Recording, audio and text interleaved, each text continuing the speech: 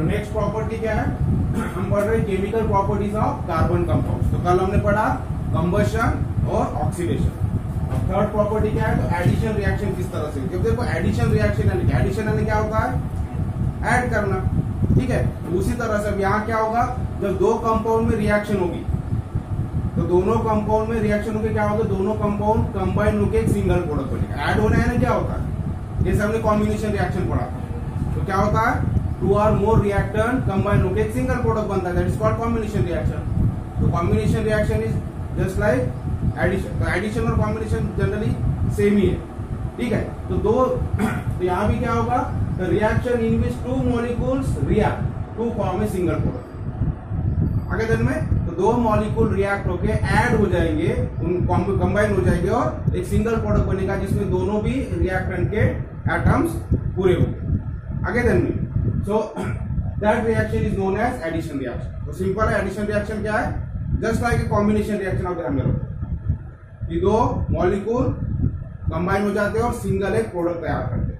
आगे दिन में so that is called addition reaction. या आपके बुक में जो दिया है अभी होगी जनरल डेफिनेशन एडिशन रिएक्शन की, दो मॉलिक्यूल। अब हम स्पेशली पढ़ रहे हैं कार्बन कंपाउंड के बारे में, तो आप ये भी डेफिनेशन लिख सकते हो जो आपके बुक में दिया हुआ है। So when a carbon compound combines with another compound, specially for carbon compound के बारे में अगर हम देखेंगे तो carbon compound combines with another compound. So एक कार्बन कंपाउंड है, जब वो दूसरे किसी कंपाउंड के साथ एलिमेंट के साथ कंबाइन होगा to form a product that contain all the atoms in both the reactors, ठीक है। मीनिंग वही है, जो प्रोडक्ट बनेगा उसमें सारे एटम्स होंगे, किसके, दोनों रिएक्टेंट। तो जब कार्बन का कंपाउंड किसी दूसरे मॉलिक्यूल के साथ कंपाउंड के साथ रिएक्शन करता है तो जो प्रोडक्ट बनता है उसमें दोनों भी रिएक्टेंट, कार्बन कंपाउंड का और जिसके साथ वो रिएक्ट हो रहा है, तो दोनों भी रिएक्टेंट के सारे एटम मौजूद होते हैं, प्रेजेंट होते हैं। तो that reaction is known as addition reaction. समझ में आ गया। तो जो भी प्रोडक्ट बनेगा उसमें रिएक्टेंट के सारे होंगे, मतलब ऐड हो गए सिंगल। समझ में आ रहा है एडिशन रिएक्शन। तो दो में से कोई भी एक डेफिनेशन आप लिख सकते हो। So when a carbon compound combines with another compound to form a product that contains all the atoms in both the reactants, it is called an addition reaction. समझ में आ गया। अभी एडिशन रिएक्शन कौन सी इसमें होती है, तो जनरली जो अनसैचुरेटेड हाइड्रोकार्बन होते हैं, अनसैचुरेटेड कंपाउंड है कार्बन के कंपाउंड, उसमें ये रिएक्शन होती है, सैचुरेटेड में नहीं होती। तो हमने पहले भी देखा था कि जो अनसैचुरेटेड कंपाउंड होते हैं वो ज्यादा रिएक्टिव होते हैं सैचुरेटेड से। क्यों रिएक्टिव होते हैं, क्योंकि उसमें डबल बॉन्ड और ट्रिपल बॉन्ड होते हैं। तो अनसैचुरेटेड है, वो और बॉन्ड बना सकते हैं किसी के साथ, ये बॉन्ड यहाँ से रिप्लेस, क्योंकि ये स्टेबल करने के लिए जो सिंगल बॉन्ड होता है वो ज्यादा स्टेबल होता है, वो मॉलिक्यूल ज्यादा स्टेबल होता है, ठीक है।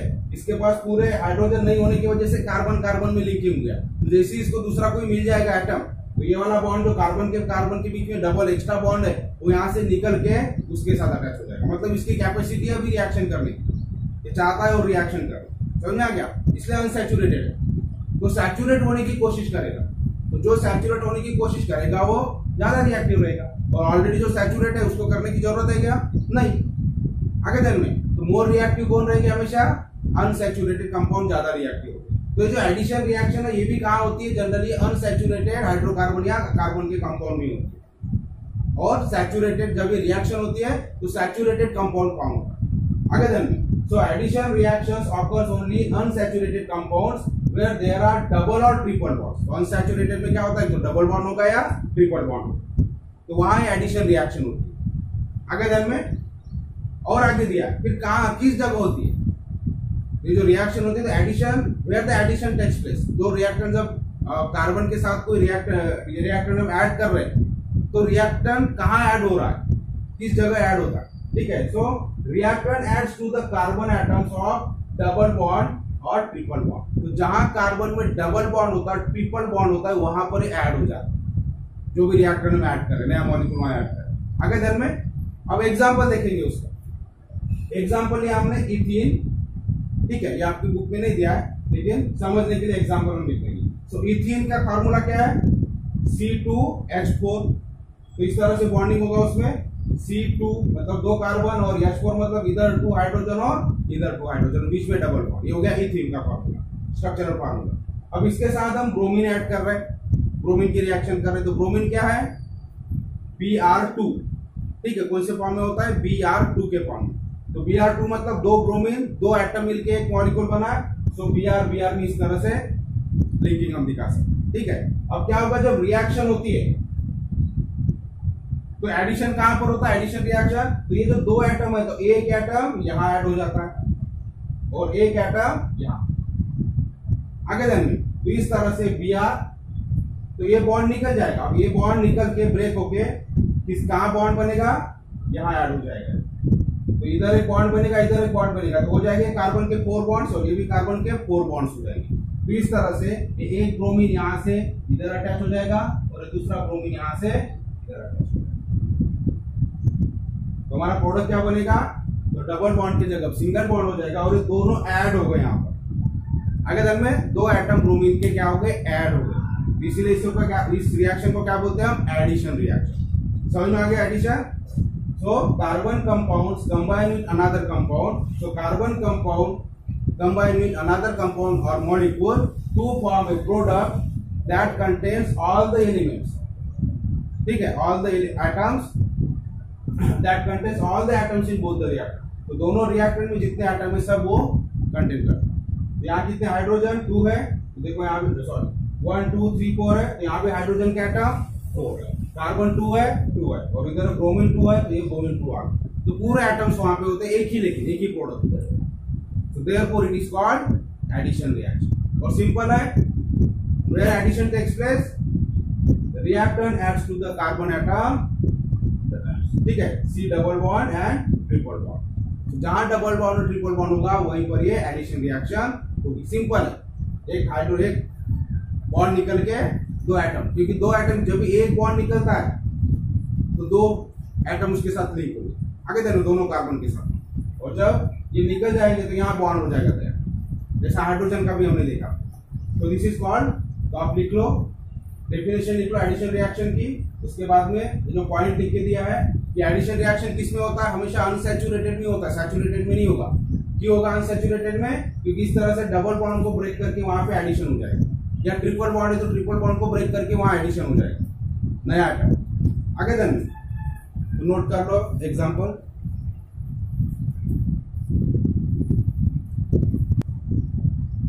यहां देखो प्रोडक्ट क्या फॉर्म हुआ है, इसको नाम क्या देंगे हम, तो दो, अगर कॉमन नेम है तो कॉमन नेम इसका क्या है, इथिलीन डाइब्रोमाइड, ठीक है, इथिलीन ग्रुप है, तो इथिलीन क्या हो जाएगा वो डाइब्रोमाइड, डाई का मतलब होता है 2, ब्रोमाइड, ब्रोमीन लगा इसलिए ब्रोमाइड, क्लोरीन लगा होता है तो क्लोराइड, आगे जान में हाइड्रोजन, तो ये कॉमन नेम है इथिलीन डाइब्रोमाइड। और उसका आईयूपीएसी नेम अगर देना है तो क्या होगा, 1,2 डाइब्रोमो इथेन।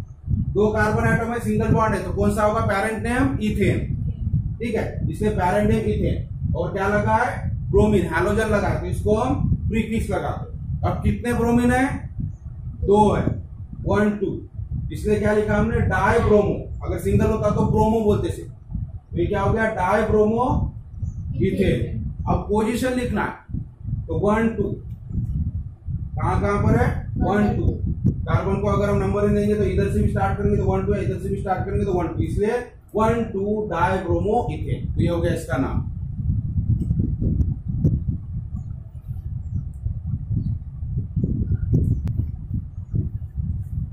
अब देखो आपके बुक में जो एक्टिविटी दिया है, ठीक है, तो हमें एक्सपेरिमेंट करना है एडिशन रिएक्शन से रिलेटेड। तो देखो apparatus आपको लग रहा है टेस्ट ट्यूब एंड ड्रॉपर, आपको टेस्ट ट्यूब चाहिए और ड्रॉपर चाहिए।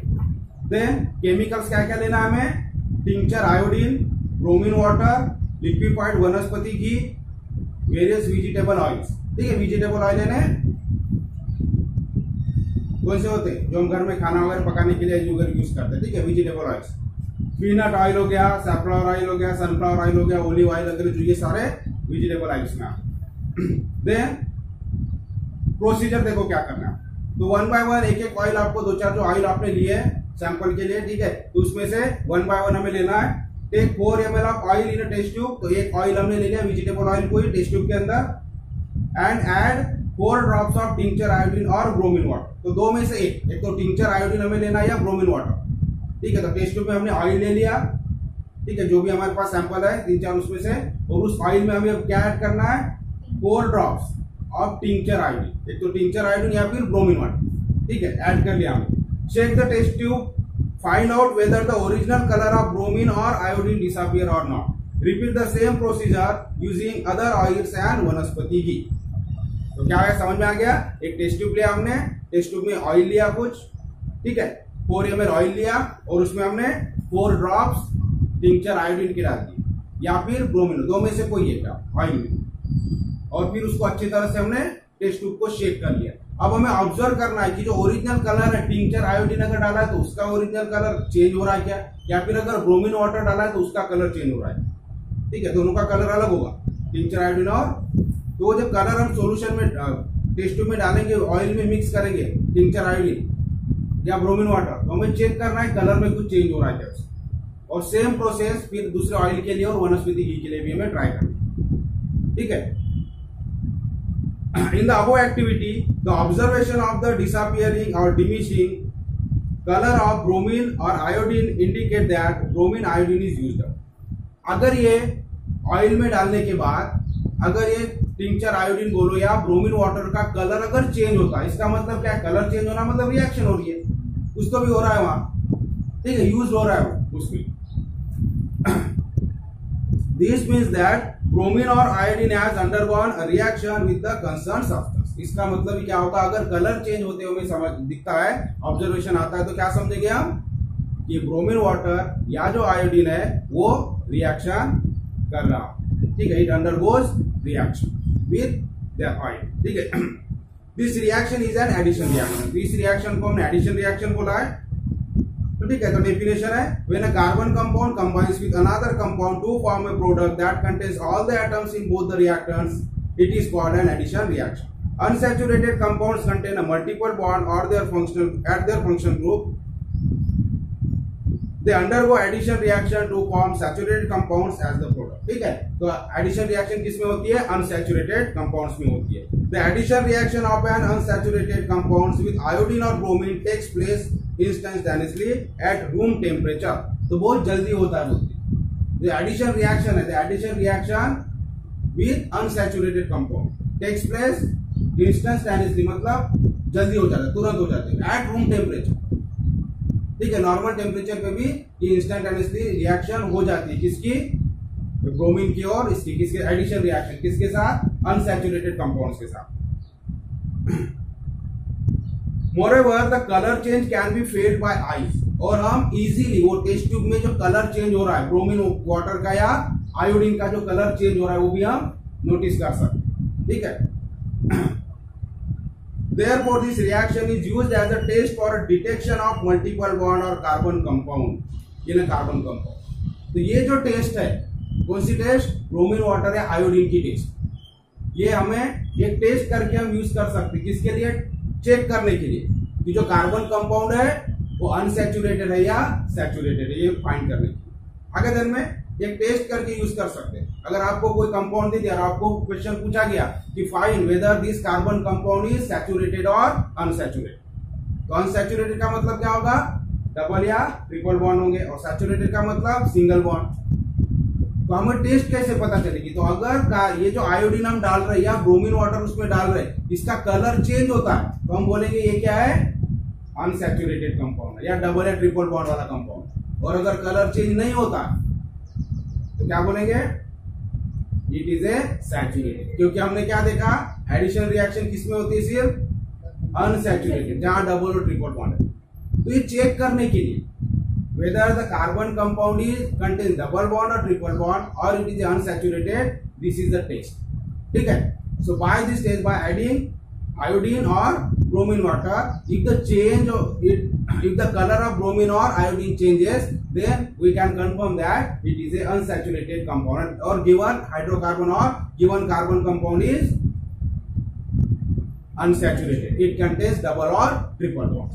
If the color of bromine water or iodine does not change, that confirms that the given sample of carbon compound is saturated, it does not contain double bond। समझ में आ गया, तो bromine water या iodine की test हो सकती है saturated और अनसैचुरेटेड कंपाउंड फाइंड करने की।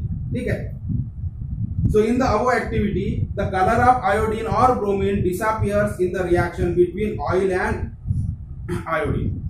तो जब भी हमने ऑयल लिया टेस्ट ट्यूब में, 2-3 प्रकार के ऑयल हमने लिए, ठीक है, तो जब भी ऑयल में हमने आयोडीन या ब्रोमीन वाटर डाला तो हमें क्या मिला? What is the observation? The colour of iodine और bromine changes. That means oil is a unsaturated compound. Confirm हो गया कि ऑयल क्या है? अनसैचुरेटेड कंपाउंड है। That means it contains double bond और ट्रिपल बॉन्ड, ठीक है। However, there is no color change with वनस्पति, but when the experiment was done, and जब हमने एक्सपेरिमेंट किया किसके साथ? वनस्पति। In place of oil, when we take वनस्पति घी in test tube and add bromine water or iodine, the color of iodine does not change, वो change नहीं होता, ठीक है। वनस्पति घी में अगर हम आयोडीन डालेंगे या ब्रोमीन वाटर डालेंगे तो उसका कलर चेंज नहीं होता। इसका मतलब क्या होगा? वहां रिएक्शन नहीं हो रही, there is no reaction, and no reaction means it is a saturated compound. इसका मतलब वनस्पति घी क्या है? Saturated compound. आगे ध्यान में, तो ये टेस्ट हो गई, आयोडीन की टेस्ट या ब्रोमीन वाटर की टेस्ट, कार्बन कंपाउंड में सैचुरेटेड है या नहीं या चेक करने के लिए। तो ये क्या कंफर्म करता है हमें? इससे क्या हमें मिलता है? इन्फेरेंस। तो आगे पूछा है, what inference will you draw from this? Which of the substances do contain a multiple bond? तो कौन से सब्सटेंस मल्टीपल बॉन्ड होंगे? जो सब्सटेंस, जो कंपाउंड आयोडीन के साथ रिएक्शन करेंगे या ब्रोमीन के साथ रिएक्शन करेंगे, यानी ब्रोमीन का कलर अगर चेंज होता है, आयोडीन का कलर अगर चेंज होता है, तो that compound contains double bond और triple bond. otherwise if the color of the iodine and bromine does not change, that means the compound contains single bond only and it is a saturated। तो clear हो गया activity से। अब देखो नीचे कुछ आपको एग्जांपल दिया है, जो टेबल है, तो उसको हम डिस्कस करें, ठीक है। तो ड्रॉ कर लेते पहले टेबल, ठीक है। तो ये भी आपको नोट कर लेना जो भी आपको बताया। ये जो रिएक्शन लेते हैं हम आयोडीन ब्रोमीन की, ठीक है, एडिशन रिएक्शन कार्बन कंपाउंड के साथ, तो it is a test for detection of multiple bonds, ठीक है। So the reaction of iodine or bromine with carbon compounds is used as a test for detection of multiple bond in carbon compounds। तो हमें क्या पता चलता है?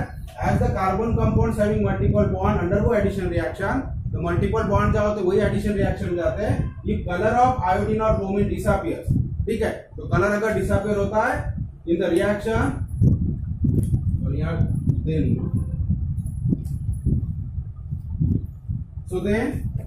it indicates that the carbon compound is unsaturated, मतलब contains multiple। अगर colour disappear हो जाता है ब्रोमीन का या आयोडीन का, तो ये टेस्ट है।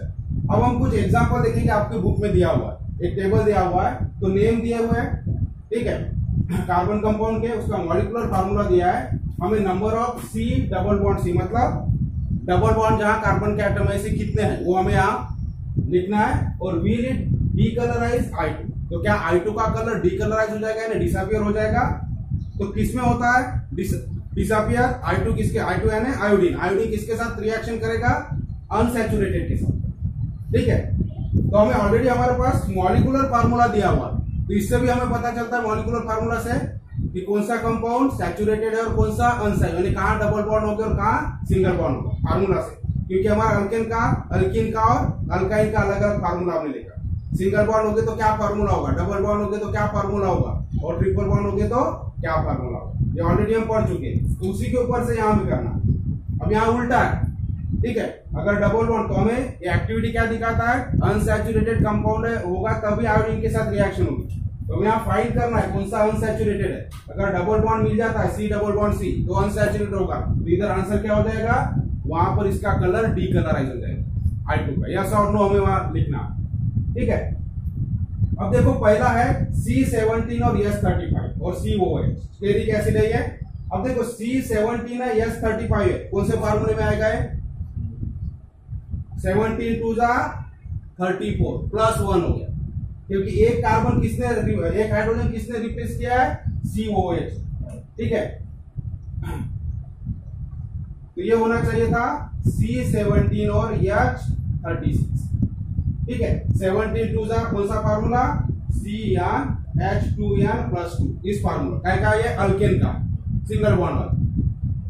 तो Cn अगर यहाँ हम 17 लेते हैं, यहाँ 17 ले लेंगे n की वैल्यू, तो 17 2 34, 34 + 2 36, और 36 में से एक हाइड्रोजन रिप्लेस कर लिया, एक हाइड्रोजन की जगह क्या ऐड हो गया, COOH ग्रुप ऐड हो गया, तो यहां क्या हो जाएगा 35। मतलब क्या है, ये अल्केन ग्रुप का, ये पैरेंट हाइड्रोकार्बन क्या है, अल्केन ग्रुप का। अल्केन यानी सिंगल बॉन्ड वाला। आगे जाने यहाँ पे बॉन्ड में सी बॉन्ड में कोई फर्क नहीं पड़ा, सिर्फ एक हाइड्रोजन रिप्लेस हो गया COOH ग्रुप से। इसका मतलब यहाँ नंबर ऑफ, तो नो यहाँ पे नहीं आएगा, कुछ भी नहीं आएगा, डेट शीट है नो सी, यहां लिख सकते हैं नो सी डबल बॉन्ड है ही नहीं, यहाँ डबल बॉन्ड वाला है क्या, नहीं है। फार्मूले के हिसाब से हमें करना, हम ये देखना है कार्बन के एटम कितने हैं, हाइड्रोजन के एटम कितने, ठीक है। तो कार्बन अगर 17 है तो हाइड्रोजन कितने होने चाहिए थे, 36, लेकिन कौन ऐड हो गया, COOH, तो एक हाइड्रोजन को रिप्लेस कर लिया COOH, लेकिन डबल बॉन्ड बनेगा क्या, यहाँ कहीं नहीं बनेगा। पैरेंट हाइड्रोकार्बन क्या है, अल्केन है, सिंगल बॉन्ड वाला, क्योंकि फार्मूला हमें ये शो कर रहा हो गया। तो मॉलिक्यूलर फार्मूला से भी हम पहचान सकते हैं कि कहां डबल बॉन्ड है और कहां नहीं है। तो यहां डबल बॉन्ड नहीं है, नो, ठीक है, डबल बॉन्ड क्या यहां लिख लीजिए, नो डबल बॉन्ड। इसका मतलब ये आयोडीन का कलर चेंज होगा क्या, आयोडीन का कलर कहां चेंज होगा, जहां डबल या ट्रिपल बॉन्ड होगी वही होगा। तो इधर क्या आएगा आंसर, नो। क्वेश्चन पूछा है will it decolourise I2, decolourise मतलब डिसअपीयर होना कलर उसका, I2 का, I2 है ना आयोडीन, तो आयोडीन का कलर डीकलराइज होगा क्या, तो आंसर क्या होगा, नो। वहां यस और नो आपको लिखा हुआ है, आंसर होगा नो। अब देखो सेकंड इस पे आ जाओ, उसी तरह से ओलिक एसिड, अब इसका फार्मूला देखो, इसी फार्मूले में पुट करके देखो इसको, तो 17 और 30 थे, इसको भी सी हो, सबको COOH ग्रुप लगाए, एक हाइड्रोजन रिप्लेस किया है COOH ग्रुप ने, ठीक है। तो टोटल जो हाइड्रोजन, अब यहाँ ये क्या होना चाहिए, रिलेशन देखो, 17 2 34 में से एक रिप्लेस हुआ, तो ये कौन सा फार्मूला आ गया,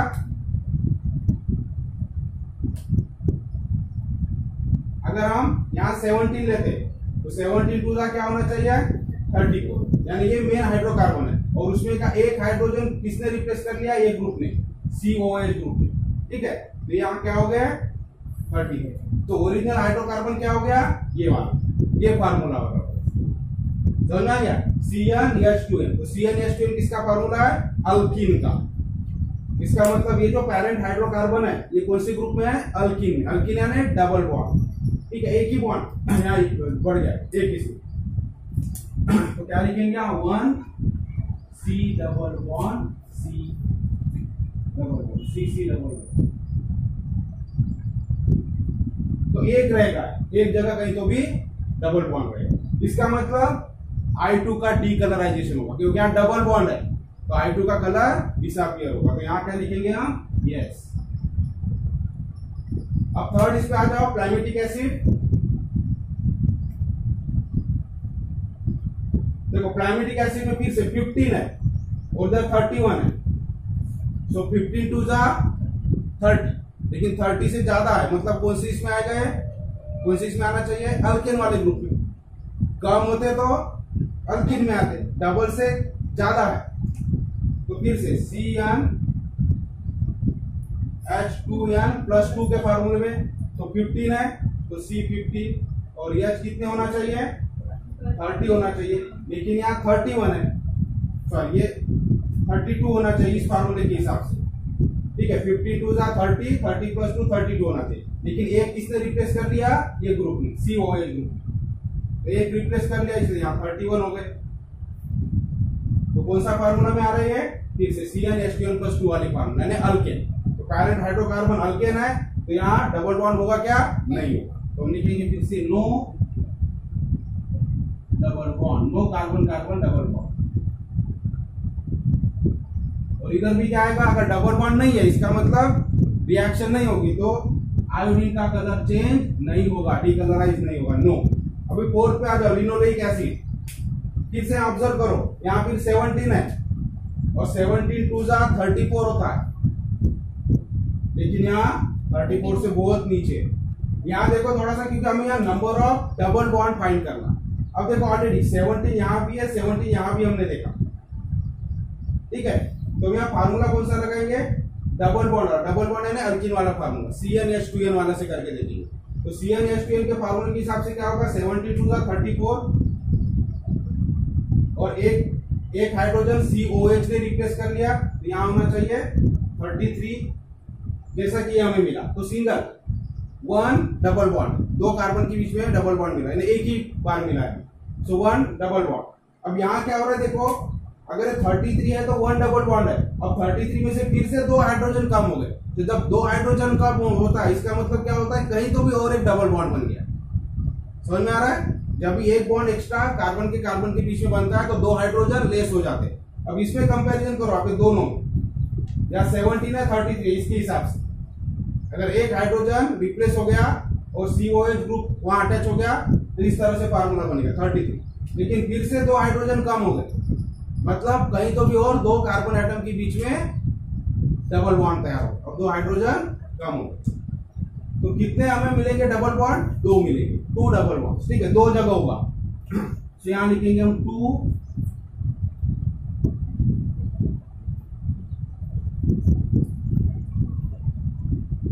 डबल बॉन्ड। और फिर से डबल बॉन्ड है 2 जगह है, फिर भी क्या अनसैचुरेटेड है, तो यहाँ क्या होगा S, यहाँ कलर चेंज होगा, आयोडीन का कलर डीकलराइज होता है। तो समझ में आ गया, मॉलिक्यूलर फार्मूला से हमें पता चला कि डबल बॉन्ड है, तो पहले इसमें नहीं है, नो डबल बॉन्ड, यहाँ 1 डबल बॉन्ड, यहाँ नो डबल बॉन्ड और यहाँ 2 डबल बॉन्ड। तो दोनों भी जगह क्या होगा, रिएक्शन होगी आयोडीन के साथ और आयोडीन का कलर डीकलराइज हो जाएगा। ठीक है, तो इस तरह से आपके बुक में टेबल दिया है, वहां आपको नोट कर लेना। और ये जो आपको लिख के दिया टेस्ट का, ये भी आपको नोट कर लेना आपकी नोट।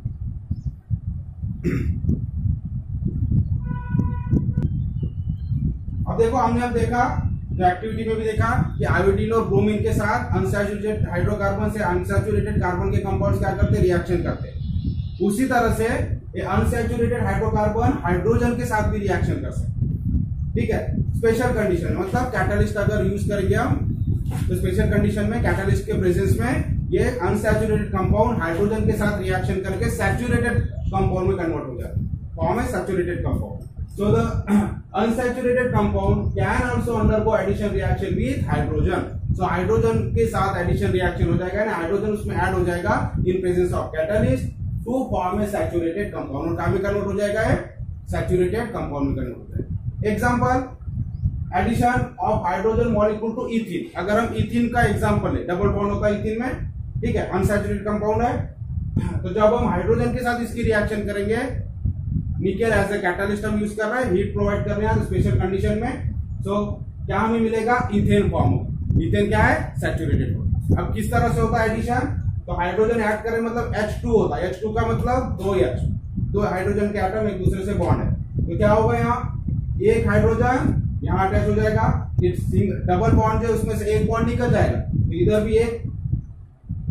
भी एक बॉन्ड बनना है और इधर भी एक बॉन्ड बनना है।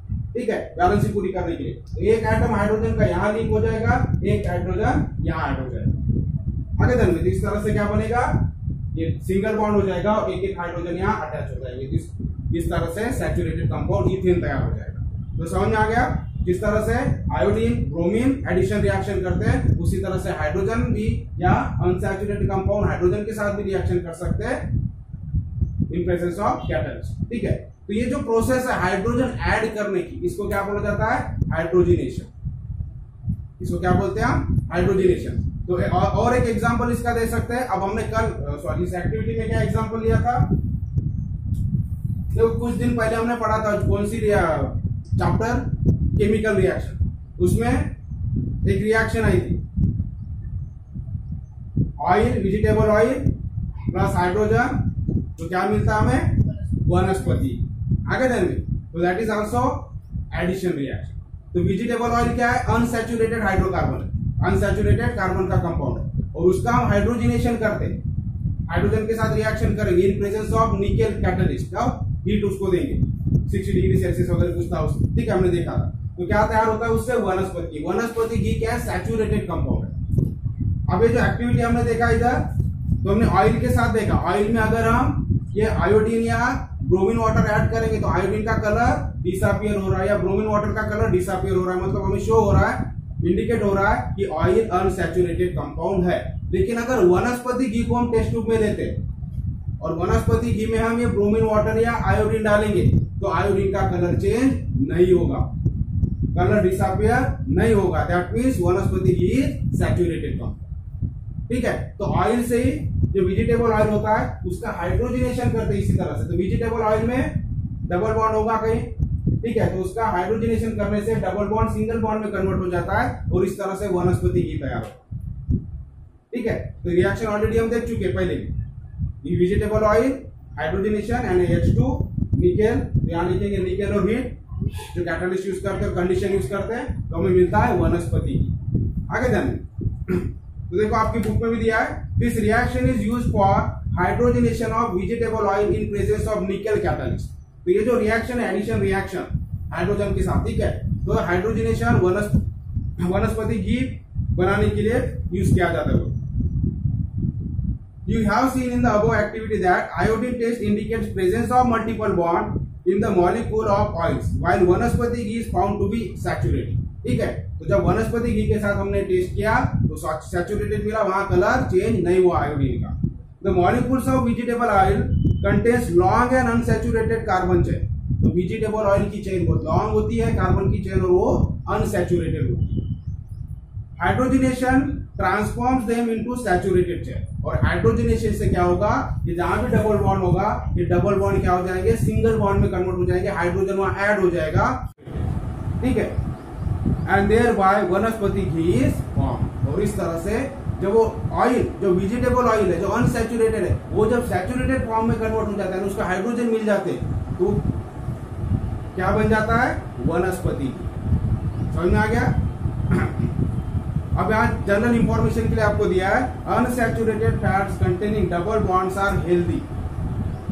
अनसैचुरेटेड फैट्स हेल्दी है मतलब अच्छे हमारे हेल्थ के लिए, लेकिन सैचुरेटेड नहीं।